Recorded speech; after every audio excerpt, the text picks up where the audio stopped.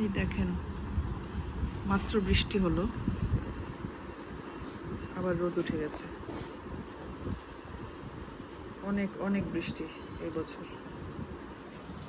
এই যে দেখেন, বৃষ্টি কিন্তু আছে, আবার রোদও।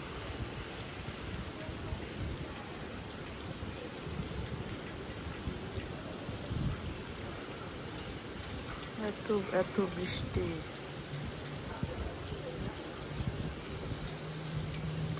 আগে কিন্তু বৃষ্টি হলে এই জায়গাটা দেখতে খুবই ভালো লাগতো।